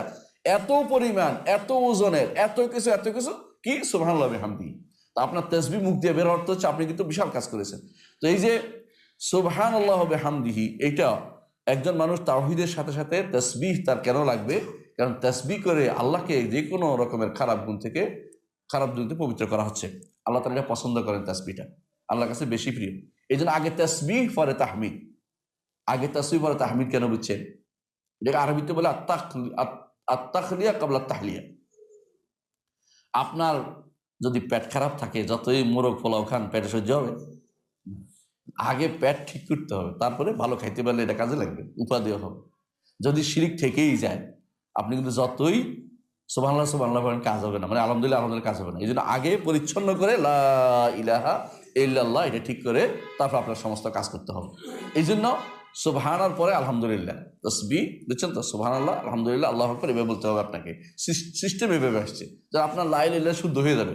মানে লা ইলাহা ইল্লাল্লাহ মুখে বলেন, অন্তর কর্মকাণ্ডে তার বিপরীতটা করা হয়ে যায়। এই জন্য তাহলে আপনাকে দলিল হিসেবে আমরা দেখাচ্ছি যে তাওহীদ লাগবেই। ইসলাম লিল্লাহি বিত্তাওহীদ। আর তাওহীদের জন্য তো আয়াত, এটা দিন, এটা যে দিন প্রমাণ, আর এটা ইসলামের জন্য লাগবে, এটা প্রমাণ হচ্ছে সূরা তাওবার 31 নম্বর আয়াত এবং সূরা বাইনার 5 নম্বর আয়াত। মুখস্থ করবেন সবসময়। এটা সুবিধা কি আপনি বলতে পারবেন যে এটার মধ্যে স্পষ্ট বলা হয়েছে একমাত্র আল্লাহর ইবাদত করতে হবে খালেস ভাবে, আর কারো ইবাদত করা যাবে না। এবং এটা নাম দিয়েছে আল্লাহ নিজে, নাম দিয়েছেন কি? আদ-দীনুল কাইয়্যিম। এটা হলো প্রতিষ্ঠিত দিন। ঠিক অন্য আয়াতে আল্লাহ তাআলা বলছেন ইনিল হুকমু ইল্লা লিল্লাহ আমারা আল্লাহ তা'বুদু ইল্লা ইয়্যাহ যালিকা দীনুল কাইয়্যিম। যদি আপনি তাওহীদ নিয়ে আল্লাহর সাথে আপনি সাক্ষাৎ করতে পারেন, দীনুল কাইয়্যিম, ইসলাম নিয়ে আল্লাহর সাথে গেছেন। ওয়ালাকিন্না আকসারান নাসি লা ইয়ালামুন। এটা হচ্ছে ইসলাম। ইসলামকে বুঝতে পারছি কি জিনিস? তাহলে ইসলাম চিনছি, ইসলাম নষ্ট হয় এটা বুঝছি, তাই না? ইসলাম কাকে বলে বুঝছি। ইসলাম নিয়ে আত্মসমর্পণ করতে হবে, তাওহীদ নিয়ে এটা বুঝছি আল্লাহর কাছে, এটা তাওহীদের একটা অংশ। দ্বিতীয় অংশ হচ্ছে ইনকিয়াদ লাহু বিত্তাআহ। এটা তো ব্যাখ্যা করিনি, প্রথম অংশে ব্যাখ্যা করলাম। ইনকিয়াদ লাহু বিত্তাআহ, আমি আনুগত্যের সাথে আল্লাহর কাছে মাথা ঝুঁকে রাখবো সবসময়, আনুগত্যের সাথে। এই আনুগত্য আমার লাগবেই, আল্লাহর আনুগত্য করতে হবে। কারণ আল্লাহ বলেছেন আতিউল্লাহ ওয়া আতিউর রাসূল। আনুগত্য লাগবে না? কোরআনের কথা এটা। এই আনুগত্য আপনার লাগবেই। এই জন্য দুইটাই লাগবে, আল্লাহর যেমন আনুগত্য লাগবে, রাসূলের আনুগত্য লাগবে। ইসলাম দুইটা জিনিসের নাম, আল্লাহর আনুগত্য এবং রাসূলের আনুগত্য। আল্লাহর সাথে আল্লাহর তাওহীদ নিয়ে তারপরে রয়েছে কি? আনুগত্যের প্রশ্ন। আনুগত্য কার করবেন? আল্লাহ এবং তার রাসূলের। আল্লাহ কার আনুগত্য করতে বলেছেন? রাসূলের। রাসূল কার আনুগত্য করতে বলেছেন? আল্লাহ। এবং এটাও বলেছেন মান ইউতি রাসূলা ফাকাদ আতা আল্লাহ। যে কেউ রাসূলের আনুগত্য করলো সে কার আনুগত্য করলো? আল্লাহর আনুগত্য করলো। তাহলে সুতরাং যেহেতু আনুগত্যের মাসআলাটা জড়িত, এটাই বলছে ইনকিয়াদ লাহু বিত্তাআহ, আল্লাহর জন্য আনুগত্য নিয়ে মাথা ঝুঁকিয়ে দেবে। আনুগত্য থাকবে আল্লাহ এবং তার রাসূলের পক্ষ, যেটা বলছে সেটাকে মেনে নিতে হবে। আল্লাহ এবং রাসূল যেখানে যা বলেছেন সেটাকে বিনা বাক্যভাবে মানার নাম হচ্ছে আনুগত্য। এই জন্য কোরআনে কারীমে আল্লাহ তাআলা বলছেন ফালা রাব্বিকা লা ইউমিনুন। আল্লাহ তাআলা শপথ করে বলছেন নিজে, রব্বিকা, নিজের, তবে তোমার রব শপথ করে বলছে লা ইউমিনুন, ঈমানদার হতে পারবে না হাত্তা ইউহাক্কিমুকা ফীমা শাজারা বাইনাহুম, তাদের মধ্যে যা ঘটে গেছে এই ব্যাপারে তারা যদি আপনাকে ফয়সালাকারী না মানে। কাকে? মুহাম্মদুর রাসূলুল্লাহ সাল্লাল্লাহু আলাইহি ওয়াসাল্লামকে। ফয়সালা করবে কে? মুহাম্মদ সাল্লাল্লাহু আলাইহি ওয়াসাল্লাম। আল্লাহ তাআলা তার আরশের উপর থেকে নেমে এসে আমাদের ফয়সালা করে দিবে না। আমাদের ফয়সালা করে দেখাই দিয়েছে কে? মুহাম্মদুর রাসূলুল্লাহ সাল্লাল্লাহু আলাইহি ওয়াসাল্লাম। আল্লাহ তাআলা আয়াত নাযিল করে তাকে ফয়সালা করার ক্ষমতা দিয়েছে। আনিহকুম বাইনাহুম বিমা আনজালাল্লাহ, আপনি তাদের মধ্যে আল্লাহর বিধান দিয়ে ফয়সালা করে দিন, আল্লাহ বলে দিয়েছেন। তাহলে এই জন্য রাসূলুল্লাহ সাল্লাল্লাহু আলাইহি ওয়াসাল্লাম যে ফয়সালা দিবে সেটা আমাদের মানতেই হবে। এরপর কি বলছেন? যে হাত্তা ইউহাক্কিমুকা ফীমা শাজারা বাইনাহুম সুম্মা লা ইয়াজিদু ফি আনফুসিহিম হারাজাম মিম্মা কাদাইতা, তারপর আপনি যে ফয়সালা দিবেন এই ফয়সালা মানার ক্ষেত্রে তাদের অন্তরে কোনো সামান্যতম কোনো দ্বিধা থাকতে পারবে না। বুঝলেন কিনা? রাসূল ফয়সালা দিয়েছে এটা হারাম, আপনার মনের ভিতরে যে আসে যে এইটা হারাম করা কি দরকার ছিল, তাহলে বোঝা গেল আপনি এখনো ঈমানদার হতে পারেন নাই। এটা হলো, বুঝে আসছে কথাটা? এইটা হলো নিয়ম। তারপর কি বলেছে? ওয়া ইউসাল্লিমু তাসলিমা, মানার মতো মানতে হবে। এইটার হচ্ছে আনুগত্য, দ্বিতীয় অংশ। 3 নম্বর হচ্ছে শিরিক এবং মুশরিকদের থেকে সাথে সম্পর্কচ্যুতি। এই জিনিসটা আমাদের এখন খুবই গায়ে লাগে। কেন? আমরা এখন সব কিছুকে একসাথে চলতে চাই। হ্যাঁ, একসাথে চলেন। আপনার দুনিয়ার ব্যবসা বাণিজ্য আমরা নো করতেছি না, দুনিয়াতে অনেক কিছু আপনার চলবে, কিন্তু দিনের ব্যাপারে কোনো ছাড় চলে না। দিনের ব্যাপারে কোনো ছাড় চলে না। এইখানে যদি কোনো আপনার ছাড় চলে তো আপনি ইমানদার হতে পারলেন না, আপনি এখনো মুসলিম বিবেচিত হতে পারেন নাই। মুসলিম হওয়ার পরে মোমেন হয়, মোমেন হওয়ার পরে মহসিন হয়, আপনি এখনো মুসলিমই হন নাই। মুসলিম হওয়ার জন্য এটা লাগবে। 3 নম্বরটা খুবই কমে আলোচনা হয় মানুষের মধ্যে। কারণ এইটা বললে যদি কোনো ক্ষতি হয়, যদি কোনো আমার ছুটে যায়, ব্যবসা নষ্ট হয়ে যায়, যদি কোনো আমার সম্পর্ক ক্ষতি হয়ে যায়, এই আশঙ্কা অনেকেই কিছু করতে চায় না। না, এটা বলতে হবে আপনাকে, বারাআতু মিনাশ শিরকি ওয়া আহলি, শিরিক এবং মুশরিকদের থেকে সম্পর্কচ্যুতি আপনাকে লাগবেই। একজন মানুষ আল্লাহর তাওহীদ নিয়ে মেনে নিচ্ছে, রাসূলের কথাও মানে, কিন্তু তার অন্যদের সাথে তার কিছু লিঙ্ক রয়ে গেছে, তারাও চলে, তারাও ভালো, বোঝা গেল যে না, আপনি এখনো ইমানদার হতে পারেন না। 3 নম্বরটা দরকার। কি করতে হবে আপনাকে? 1 নম্বর, শিরিক থেকে মুক্ত আমি হব। 2 নম্বর, মুশরিকদের থেকে মুক্ত আমি হব। 3 নম্বর, বিশ্বাস করতে হবে যে মুশরিকদের যত রকমের রীতিনীতি আছে সব বাতিল। 3 নম্বর এটা। 4 নম্বর, বিশ্বাস করতে হবে মুশরিকরা কাফের। অনেকে আছে কয় যে না, কাফের বলা যাবে না, তো কাফের ইমানদার বলতে হবে, ইমান আনুক, তা তো ইমানদার বলবো না। কাফের বললে ওদের মনে কষ্ট আসে, এই জন্য কারো মনে কষ্ট দেওয়া যাবে না। বাহ, উনি খুব উদার মানুষ, হ্যাঁ, উনি নিজের উদার মানুষ, বইটাও একজন দিয়ে দিবে, হ্যাঁ, এরকম অবস্থা, ইমানটাও একজন দিয়ে দিবে, বুঝেন না? এরকম অবস্থা যে না না, কাফের বলা যাবে না। অনেকে আছে না না, ওদের কাফের বলা, তো আল্লাহর বিশ্বাস করে, আল্লাহর বিশ্বাস করলে ইমানদার হওয়া যায় না। ইমানদার হতে হলে 3টা জিনিস লাগে। সেটা কি বলেছিলাম?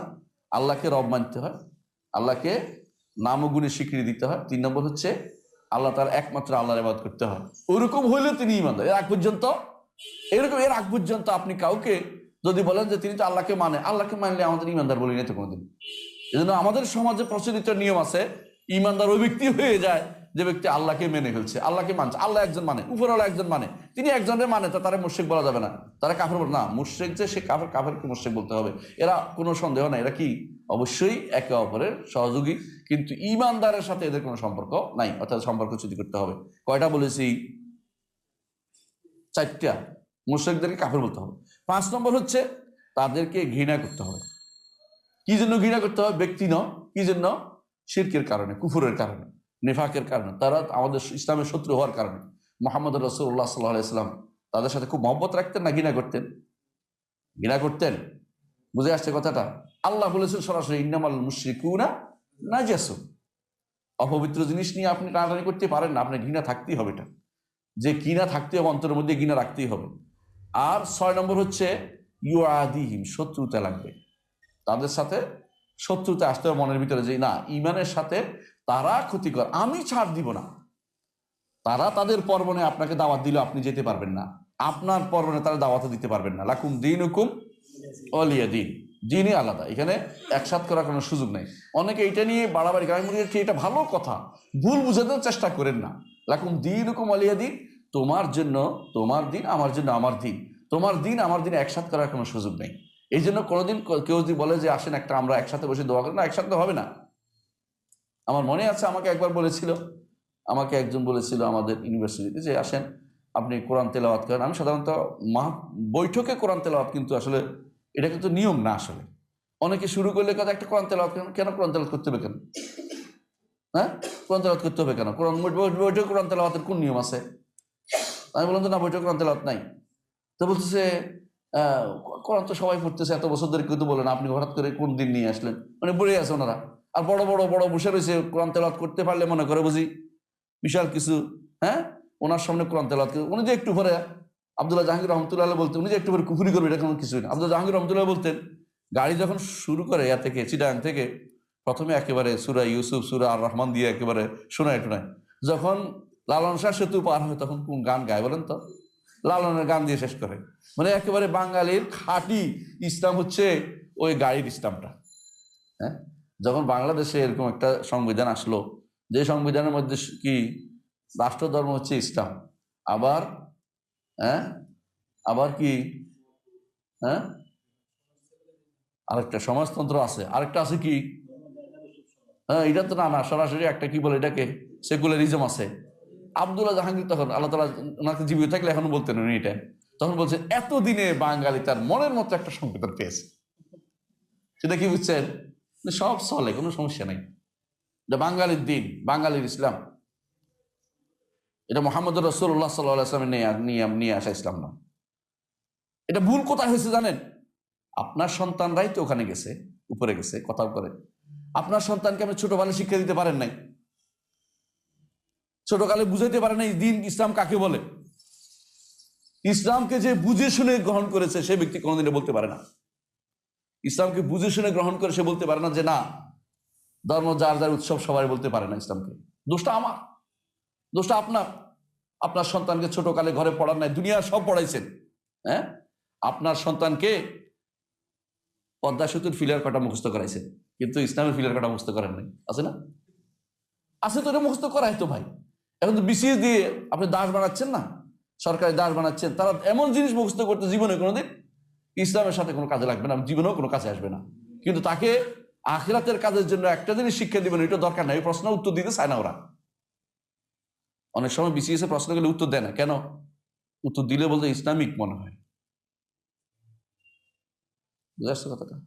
অনেকে আছে উত্তর দেয় না, সে ভয় করে কারে? তাগুতকে ভয় করতেছে, আল্লাহর ভয় করতেছে না। সে উত্তর দিচ্ছে না, সে শয়তানকে ভয় করতে, দুনিয়ার জন্য সে আখিরাত ছেড়ে দিচ্ছে। বুঝেন না কথা? দুনিয়া পাওয়ার জন্য ওখানে যাবেন কেন আপনি? এতই যদি আপনার ভয় হয়, এখানে যাবেন কেন? যেখানে হক কথা বলতে পারেন যাওয়া যাবে না। ইমানদার হোর স্বাধীন তালিক, যেখানে হক কথা বলতে পারবেন না, হকের বসে চলতে পারবেন না, এখানে আপনি যাবেন না। স্বাধীন কথা বলবেন, কি হবে দেখা যাবে এরপরে। ইব্রাহিম আলাইহিস সালামের মতো হতে হবে ইমানদার। তার যদি শেষ অবস্থা থাকে অবশ্যই বলবেন। হ্যাঁ, যেখানে আবার যাইবেন না আপনি, সেখানে যাইবেন না, কি করবেন? ব্যবসা করেন, কাজ করেন, অন্য কিছু। আপনাকে ওই নিজের বিয়া বিক্রি করে দিয়ে, নিজের ইমান বিক্রি করে দিয়ে খাইতে কে বলছে? কেন? আপনাকে মনে নেই আবু হানিফা রহমতুল্লাহ আলী তিনি চাকরি নেন নেই খলিফা আবু মনসুরের আন্ডারে? কেন নেন নেই? প্রধান বিচারপতি হতে বলেছে তাকে, তারপরে অমুকটা প্রধান হইতে বলেছে, মুফতি হইতে বলেছে, উনি কিছু কোনোটাই নিব না। বলছে কেন? বলে আমার এই যোগ্যতা নাই। তো বলতেছে আপনার যদি যোগ্যতা নাই, আপনি মিথ্যা বলছেন। মৃত্যুর তো মোটেই যোগ্য না। মানে উনি পেঁয়াজ দিয়ে পার হয়ে গেছে, কেন পার হইতে পারবে না, তোমার জেলে দিব, কেন জেলে দাও। জেলেই মারা গেছেন তিনি হচ্ছে আবু হানিফা রহমতুল্লাহ আলী। কেন আপনি দুনিয়ার এত পাগলের মতো দৌড়াতে হবে কেন? ওইটা না পাইলে কি হবে? দুনিয়ার জীবন 70 বছর এমনি পার করা যায়। 80 বছরের বেশি বাঁচে না বেশি মানুষ। 80-90 বছর, যত 100 বছরে বাঁচলেন, লক্ষ লক্ষ বছর, কোটি কোটি বছর থাকতে হবে আপনাকে হাসরের মাঠে। হ্যাঁ, 50,000 বছর, এরপরে জান্নাতে। ওই জীবনের জন্য আপনার এই জীবনটা কিছুই না, কষ্ট করে কাটিয়ে দিতে পারেন, কিন্তু আপনার কোনো তাগুতের সাথে কোনো আপোষ করতে পারবেন না। মুশরিকদের সাথে কোনো আপোষ চলে না। মুশরিকদের বিশ্বাসের সাথে কোনো আপোষ চলে না। আপনি জানেন যে এটা শিরক, এটা করতে পারেন না, যত রকম হোক না এটা করতে পারবেন না ভাই। কারণ ঈমানকে রক্ষা করা প্রথম দায়িত্ব, এটা আমরা একটু পরে বলছি। তাহলে প্রথম দায়িত্ব কি বললাম? 6টার কথা বলছি। 7 নম্বর, আল্লাহর শত্রুদের সাথে শত্রুতা পোষণ করা। এবং 8 নম্বর, আল্লাহ তাআলা যাদের ভালোবাসেন তাদের সাথে বন্ধুত্ব পোষণ করা। এইটা 9 নম্বর, আল্লাহ তাআলা যাদের অপছন্দ করেন তাদেরকে অপছন্দ করা। এগুলি সবটাই লাগবে। এগুলি হচ্ছে বারাত। সর্বশেষ যেটা বলেছি যে মুশরিক এবং শিরক থেকে বিমুক্ত হইতে হলে এগুলি লাগবে।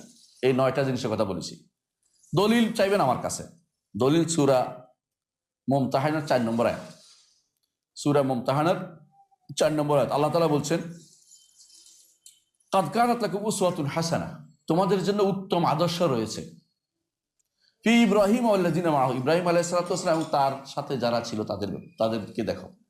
ইজ ক্বালু, যখন তারা বলেছিল, তাদের কওমকে বলেছিল, ইন্না বুরাআউ মিনকুম, আমরা অবশ্যই তোমাদের থেকে সম্পূর্ণরূপে মুক্ত। ওয়া মিম্মা তা'বুদুনা মিন দুনিল্লাহ, অর্থাৎ মুশরিকদের থেকেও মুক্ত, শিরক থেকেও, মূর্তি থেকেও মুক্ত। খেয়াল করছেন? অর্থাৎ ইবাদতকারী এবং ইবাদত যার করা হয়েছে এটা থেকেও মুক্ত তারা। ওয়া মিম্মা তা'বুদুনা মিন দুনিল্লাহ, আল্লাহ ব্যতীত যাদের তোমরা ইবাদত করো তাদের থেকেও আমরা মুক্তি ঘোষণা করছি। এইভাবে বলছেন কি, কাফারনা বিকুম, তোমাদের সাথে সম্পর্ক কাট অফ করলাম। ওয়া বাদা বাইনানা ওয়া বাইনাকুম আদাওয়া, আমাদের এবং তোমাদের মধ্যে শত্রুতা চালু হয়ে গেল, বন্ধুত্ব না, কাফেরদের সাথে আমাদের বন্ধুত্ব সম্পর্ক নাই। তো এটা বললে তো অনেকে বলবো যে হ্যাঁ শত্রুতা তৈরি করে দিচ্ছে। আমরা তো কোনো ব্যক্তিকে বলিনি, আমরা তো আম কথা বলছি, ব্যক্তির সাথে আমার শত্রুতা নাই। ব্যক্তির সাথে আপনি দেখবেন আসলে কি কাফের নাম ইমানদার, আপনি সত্য করবেন অবশ্যই, এটা শরীয়তের নির্দেশ। বুঝলেন না কথাটা? আমরা কোনো রাষ্ট্রের সাথে শত্রুতা তৈরি করে দিচ্ছি না। কাফের যে তার শত্রুতা, সে কি ইমানদার হয়ে যাও, বন্ধুত্ব আসবে। তোমার সাথে আমার ইমানদার লোক বন্ধুত্ব আসবে। ইমানদার না হলে তুমি বলতে পারো না যে আমার সাথে আপনার বন্ধুত্ব সম্পর্ক হতে পারে না। বন্ধু সম্পন্ন সম্পর্ক হতে পারে দুনিয়ার ব্যাপারে, কিন্তু অন্তরঙ্গ বন্ধু হতে পারে না, কখনো হইতে পারবে না। বাদা বাদা বাইনাকুম বাদা আদাওয়াতু ওয়াল বাগদা, শত্রুতা যেমন ঘৃণা তেমনি থাকবে। রাসূলুল্লাহ সাল্লাল্লাহু আলাইহি ওয়াসাল্লাম যদি ঘৃণা না হতো যুদ্ধ করতেন না। প্রথম প্রথম যুদ্ধগুলি ছিল প্রতিরোধমূলক। পরের যুদ্ধ কি প্রতিরোধ ছিল না? পরের যুদ্ধ প্রতিরোধ ছিল না। কেন ছিল? কুফর, শিরক। শাসক হিসাবে তিনি সে যুদ্ধ পরিচালনা করেছে, অথবা তার পরবর্তী যারা ছিল প্রত্যেকটি খলিফাতুল মুসলিমিনরা যোগে যোগে সেই সেই সেটা কি যুদ্ধ পরিচালনা করেছে, এবং সেটা করাও তাদের জন্য উচিত যারা ক্ষমতায় থাকে তাদের জন্য। কিন্তু ব্যক্তি কেন্দ্রিক আমরা বলছি না, কথাটা কিন্তু খেয়াল রাখতে বারবার, ব্যক্তির উপর নয়। আবাদান, আবাদান বুঝছেন, সব সময়ের জন্য, একদিন দুদিনের জন্য শত্রুতা না। হাত্তা তুমিনু বিল্লাহি ওয়াহদা, যতক্ষণ না একমাত্র আল্লাহর উপর ঈমান তোমাদের আসছে। তো শত্রুতারও একটা সীমা নির্ধারণ করে দেওয়া হয়েছে। এই জন্য রাসূলুল্লাহ সাল্লাল্লাহু আলাইহি ওয়াসাল্লামের রাসূল সাল্লাম বলেছেন একজনকে, যে যখন তরবারি উঠেছে তখন বলছে লা আশহাদু আল্লা ইলাহা ইল্লাল্লাহ, তাকে হত্যা করে ফেলেছে। তখন রাসূলুল্লাহ সাল্লাম কি বললেন? তুমি কি তাকে লা ইলাহা ইল্লাল্লাহ বলে হত্যা করে ফেলছো? হাসরের দিন সে লা ইলাহা ইল্লাল্লাহ কি জবাব দিবে? তুমি কি জবাব দিবে? তিনি তখন বলছিলেন যে আমার তখন মনে হচ্ছে হায় রে, যে আজকে নতুন ইসলাম গ্রহণ করতাম, কারণ এই যে অন্যায়টা করেছে বিশাল অন্যায় করে ফেলেছে, বিশাল অন্যায় করে ফেলেছে। তাহলে একটা সীমা আছে প্রত্যেকটা জিনিসের। কালেমাতুল লা ইলাহা ইল্লাল্লাহ যার তাকে হত্যা করা জায়েজ নেই, আক্রমণ করা জায়েজ নেই। কারণ কালেমাতুল তাওহীদ যার হয়ে গেছে, তার ভুল হতে পারে, তাকে শুদ্ধ করে দিতে হবে, কিন্তু তাই বলে তার আক্রমণ করতে বলা হয়নি। কিন্তু তাওহীদটা শিখতে হবে আমাকে জানতে হবে যে আমার সাথে ইমানদারের সাথে কাফেরের কোনো বন্ধুত্ব হইতে পারে না। লা ইয়াত্তাখিযুল মুমিনুনা আল কাফিরিনা আউলিয়া, ইমানদাররা কখনো কাফেরদেরকে বন্ধু বানাইতে পারে না। ওমা ইয়াফআল যালিকা, আল্লাহ কোরআনে কারীম বলেছেন যে যারা এটা করবে তাদের ওমা ইয়াফআল যালিকা ফালাইসা মিনাল্লাহি বিশাই, যদি কেউ এরকম কিছু করে তাহলে আল্লাহর সাথে তার কোনো সম্পর্ক রইল না। এটা একটা আয়াত, দুইটা আয়াত গেল। আরেকটা আয়াত দেখেন বলতেছে, এটা সূরা মুমতাহানার 22 নম্বর আয়াত গেল। আরেকটা বলছেন সূরা নিসার আল ইমরান আয়াতটাও বললাম। আরেকটা আয়াত দেখেন সূরা মুজাদালার 22 নম্বর আয়াত, একই কথা বলা হয়েছে, লা তাজিদু কওমান ইউমিনুনা বিল্লাহি ওয়াল ইয়াউমিল আখির ইউআদ্দুনা মান হাদ্দাল্লাহু ওয়া রাসূলা, আপনি পাবেন না, আল্লাহ তাআলা বলতেছেন, কওমান, এমন কাউকে, এমন গোষ্ঠীকে পাবেন না যারা আল্লাহর উপর ঈমান আনে এবং আখিরাতের উপর ঈমান আনে। ইউআদ্দুনা, তারা বন্ধুত্বপূর্ণ সম্পর্ক রাখে, মান হাদ্দাল্লাহু ওয়া রাসূলাহু, যে ব্যক্তি আল্লাহ এবং তার রাসূলের সাথে যার কি আছে, শত্রুতা আছে। আল্লাহ এবং তার রাসূলের সাথে শত্রুতা কার আছে বলেন তো? কাফের। আর কার আছে? ইহুদিদের। আর কার আছে? নাসারাদের। আর কার আছে? হিন্দুদের, বৌদ্ধদের, সবারই মূর্তি পূজারী, সবাই, সমস্ত মুসলিম ছাড়া সবাই আল্লাহ এবং তার রাসূলের সাথে শত্রুতা পোষণ করে না? এটা স্বীকার করতেই হবে আপনাকে। তো এদের সাথে যারা এরকম আল্লাহ এবং তাদের শত্রুতা পোষণ করে, তাদের সাথে ইমানদারের বন্ধু হইতে পারে না। আল্লাহ তাআলা বলছেন লা তাজিদু কওমান, যে যারা ইমানদার হইতে হয় তাদের এটা থেকে শত্রুতা রাখতে, তাদের সাথে বন্ধুত্ব সম্পর্ক হতে পারবে না।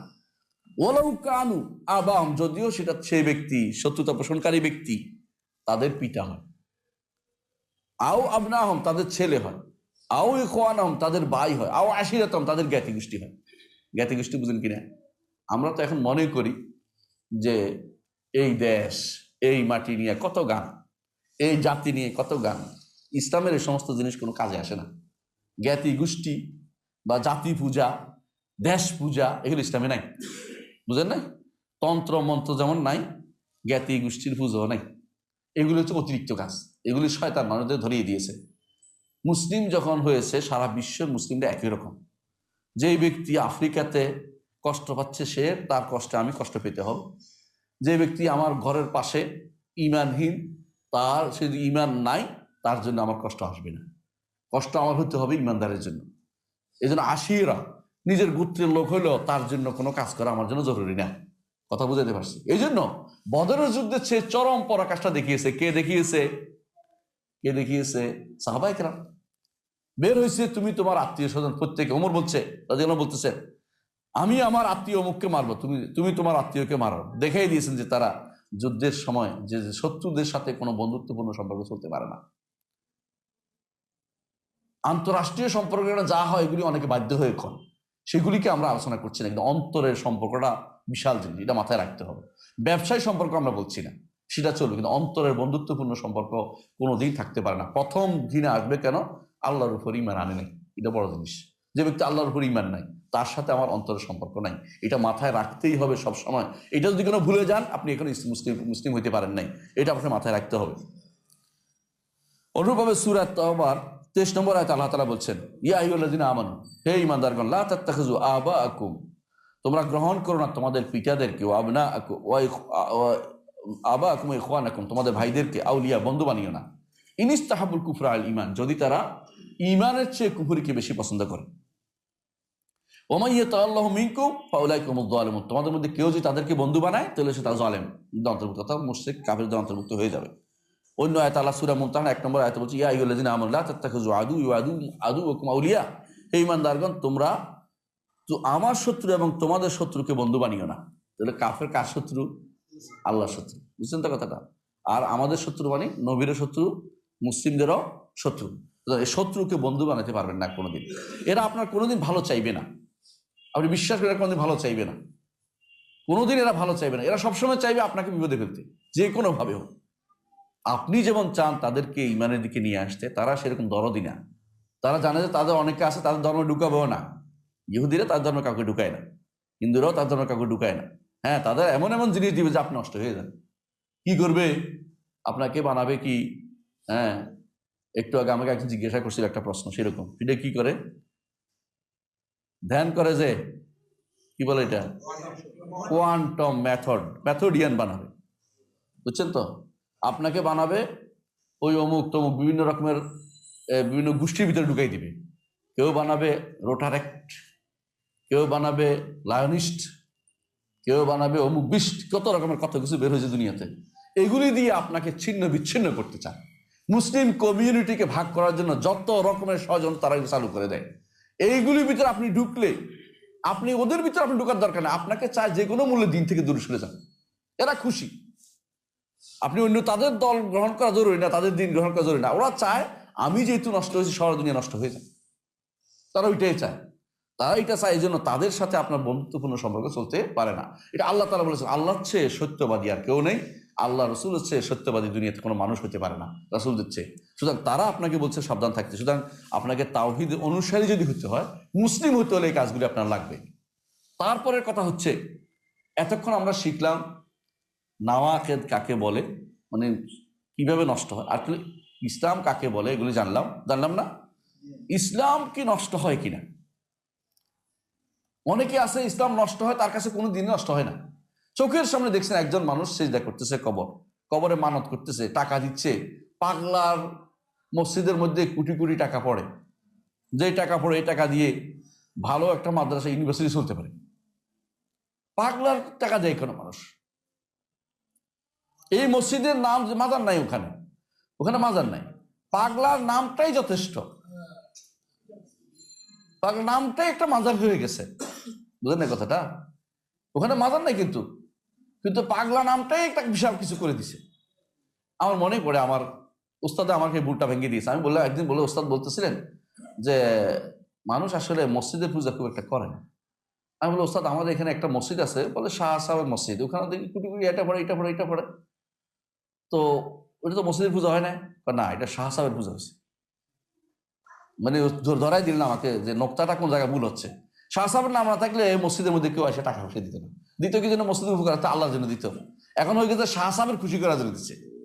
ঠিক পাগলাকে খুশি করার জন্য কোটি কোটি টাকা পড়েছে, পাগলাকে খুশি করার জন্য কোটি কোটি টাকা পড়তেছে। বুঝেন না কথাটা? দেখি ইমান আছে একটা মানুষ ইমান, অথচ কেউ কি বলে না। যদি আপনি ওদেরকে জিজ্ঞাসা, এটা আপনাদের লাভ আছে তো, কি লাভ? এত % তো আমরা পাচ্ছি, বাকিটা ওদের উন্নয়নে খরচ করতেছি। চট্টগ্রামে যা দেখবেন, কোনো মাজার আছে নিচ থেকে শুরু করে উপর পর্যন্ত পুরোটা পাকা করে ফেলেছে। উঠার জন্য সিঁড়ি পর্যন্ত এমনকি এমন পাথর দিয়েছে যে পাথর আপনি কোনোদিন কল্পনা করতে পারেন না। মানে ইমান মানে জীবিত মানুষরা এত এত সুন্দর পাথর ব্যবহার করে নাই, মরা মানুষের জন্য যে পাথর ব্যবহার করছে, বুঝলেন না কথা। আমি একবার গেলাম পীর কাশিমপুর, একটা এলাকা আছে, যে এলাকাটা হলো কুমিল্লা দিকে মুরাদনগর, আমি চিনেন তো এলে। হ্যাঁ, দেখলাম যে পাশের মসজিদটা মরে জীর্ণ শীর্ণ অবস্থা, অথচ মাজারটা সেই কি মরণ পাথর দিয়ে বানাইছে, পিঠে এলে ভাঙবে না, পাথর দিয়ে বানাইছে। বুঝলেন না কথাটা। মানে আল্লাহটার দরকার নেই, মাজারটার দরকার। আল্লাহ খুশি করার কি দরকার, মাজার খুশি করে আল্লাহ খুশি। আপনি বুঝছেন কিনা কথাটা কিছু? এরা কাকে ভালোবাসছে? মাজার ভালোবাসছে, আল্লাহকে ভালোবাসে নাই। আল্লাহকে ভালোবাসে এটা করতে পারে না। তো যারা এরকম কথা বলছে এরা কি ইমানদার হইতে পারে? আপনি বলেন। অনেকে আমার প্রশ্ন করছে, আমি শুনতে পাচ্ছি যে কাফের বলা যায় কিনা। হ্যাঁ, আমভাবে এরা যারা এটা করবে তারা তো কুফরিতে লিপ্ত রয়েছে, ভালোবাসার সাথে সম্পৃক্ত। ইমান তো ভালোবাসার সাথে সম্পৃক্ত, কিন্তু নির্ধারিত করে একজনকে কাফের বলতে পারবেন না যতক্ষণ পর্যন্ত তাকে জিজ্ঞাসা না করছেন যে তুমি কেন দিচ্ছ, কি জন্য দিচ্ছ। জানার পরে তখন বলতে হবে, কারণ হয়তো ভুল করে বলতে পারে, না জেনে করতে পারে। হয়তো মানুষ দিচ্ছে, আমিও দিলাম, অনুসরণ করে দিচ্ছে, জানে না কি জন্য দিচ্ছে। দিনও সম্পর্কে অজ্ঞ, দিন সম্পর্কে অজ্ঞ থাকা সবসময় গ্রহণযোগ্য না। দিন সম্পর্কে অজ্ঞ ওই জায়গায় গ্রহণযোগ্য যেখানে দিনের কোনো আলো আসে নাই। আমাদের দেশের মতো জায়গাতে আলেম ওলামা আছে, এদেরকে ইচ্ছা করলে জানতে পারে। এখন তো মোবাইল খুললেই পায় মানুষের বক্তব্য, ইচ্ছা করলে প্রশ্ন করতে পারে। দিন সম্পর্কে অজ্ঞ থাকার কোনো সুযোগ নাই। আপনি যদি কোনো একজনকে মেরে বলেন যে আমি তো আইন জানতাম না, মানবে? দুনিয়ার কেউ মানবে? হ্যাঁ, আরেকজনের দুটা কিল দিয়ে বলেন আইন জানি না, তো কি করবো? দূরে খাই কিল দিয়ে তারপর কথা। বুঝলেন না কথাটা? দিন সম্পর্কে না জানার ওজর কিছুদিন গ্রহণযোগ্য হবে যে জায়গাতে আলেম থাকে না, যে জায়গাতে কোনো কিছু পায় নাই, আলো যায় নাই। যেখানে দিনের আলো গেছে সেখানে ওই ওজর দিয়ে পার হইতে পারবেন না। আমার কাছে পার পাবেন প্রথমে, কিন্তু আমি জানানোর পরে আর পার পাবেন না। আপনাকে জানিয়ে দিচ্ছি যে এটা শিরিক, এটা কুফর, নিফাক। এরপরে করলে আমি মুনাফিক বলবো, মুশরিক বলবো, কাফের বলবো, কিন্তু আর প্রথমবারে বলছি না। কিন্তু আপনি হয়তো আল্লাহর কাছে কাফের হইয়াই গেছেন। না জানা কোনো ওজর না জানা সাময়িক ওজর, স্থায়ী কোনো ওজর হতে পারে না। ওই জায়গায় ব্যক্তির জন্য ওজর হতে পারে যে ব্যক্তির কাছে দিন আলো পৌঁছে নাই। হয়তো ধরেন কোনো দ্বীপে বসবাস করতেছে, কোনো জঙ্গলে আছে, আফ্রিকার কোনো জঙ্গলে আছে, অথবা ধরেন এস্কিমোনি বলে এদের বাড়িতে বরফের জায়গাতে আছে, যে এখানে আছে যেখানে মানুষ ইসলাম পৌঁছে নাই। আলহামদুলিল্লাহ, রাসূলুল্লাহ সাল্লাল্লাহু আলাইহি ওয়াসাল্লাম বলেছেন এই দিন পৌঁছবে প্রত্যেকটি কাঁচা ঘর পাকা ঘরে পৌঁছবে, বাইতু ওয়াবার পশমের ঘরে পৌঁছবে। অর্থাৎ যেটা মরুভূমি হোক অথবা সেই এস্কিমো দেশ হোক, সব জানি দিন পৌঁছবে। বেআইজি আজিজ আউদুল্লাহ দলিল, সম্মানের সাথে বা অসম্মানের সাথে পৌঁছবে। এখন আপনি এটাকে ওজর বলে বাঁচার কোনো পথ নেই, চেষ্টা করতে হবে, জানতে হবে। ইমাম আবু হানিফা রহমতুল্লাহ আরো কঠিনভাবে বলেছেন। তিনি কি বলতেন? ইমাম আবু হানিফা রহমতুল্লাহ বলতেন যে, এটাও আমরা বলছি না, তিনি বলতেন, এটা তার বক্তব্য ছিল এটা, যে যদি আল্লাহ কিতাব কোরআন নাও পাঠায়, মানুষ কষ্ট করে আল্লাহ সম্পর্কে খুঁজে নেয়, এটা ফরজ। আর আমরা বলি এটা, আল্লাহ বলছেন ওমা কুন্না মুআযযিবিনা হাত্তা নাবআসা রাসূলা, রাসূল না প্রেরণ করে আল্লাহ কাউকে শাস্তি দিবেন না। যে জায়গাতে রাসূল আসে না যে সময়, ওই সময় তাদের ওজর ছিল, এখন আর ওজর নাই। এখন আপনাকে জানতে হবে, দিন জানতে হবে। এই জন্য এই প্রতিষ্ঠানগুলো, এই মাদ্রাসাগুলো, এগুলোতে আপনাদের যেগুলোতে দিন পড়ানো হয় সেগুলোতে আপনাকে পড়াতে হবে। আপনি যদি জেনে শুনে দিন বিরোধী কাজে আপনার পথে রাখেন আপনার সন্তানদেরকে, আপনি আল্লাহর কাছে ধরা খেয়ে যাবেন। এটা কিন্তু ছাড় নাই, বুঝতে হবে আপনাকে। এটা যদি করতে পারেন আপনারা বিশাল কাজ করলেন, এটা বিশাল বিপ্লব হবে, বিশাল কাজ হবে। বাতিলরা তখন বুঝতে পারবে যে আমাদেরকে বাদ দিয়ে গেছে এরা, আমাদের পথে চলছে না। তখন তারাই চেষ্টা করবে যে না, আমরা দিনের পর থাকি, নইলে তো আমাদের পক্ষ থেকে কিছু কেউ আমাদের পক্ষে থাকতেছে না। আপনাকেও বয়কট করতে হবে তাদেরকে। এইটার নাম হচ্ছে হাজিরুল মুবতাদা। বেদাতিরা, মুশরিকরা, তাদেরকে হাজির করতে হয়। কেন? তারা যেন বুঝে যে আমার পক্ষে যাওয়া সম্ভব না, আমাদেরকে তো বাদ দিয়ে দিচ্ছে, বাধ্য হয়ে আমি এই পথে ঢুকি। বুঝলেন না কথাটা? আপনাকে অবশ্যই বুঝতে হবে দিনের কিছু কি আছে, নাওয়াকিদ আছে, দিন নষ্ট হয়, দিন নষ্ট হয়। তো দিন কিভাবে নষ্ট হয়, দিন কিভাবে নষ্ট হয়, দিন নষ্ট হয় এটাকে ভয় আপনার রাখতেই হবে। দিন কিভাবে নষ্ট হয় এই জিনিসগুলো আমাদের আলোচনা আসবে। আজকে আমরা আলোচনা দীর্ঘায়িত করব না, এটা নিয়ে ইনশাআল্লাহ আগামী ক্লাসে আলোচনা করব যে ইব্রাহিম আলাইহিস সালাম তিনি কিভাবে ভয় পেয়েছিলেন এবং উম্মতের মধ্যে কারা ভয় পেয়েছিল, দিন যেন নষ্ট না হয় তারা কিভাবে এর চারপাশে বাধা দিয়েছিলেন। এই জিনিসগুলো আমাদের জানা দরকার। আল্লাহ আমাদের তৌফিক দান করুন। আসসালামু আলাইকুম রহমতুল্লাহ বারাকাতুহু।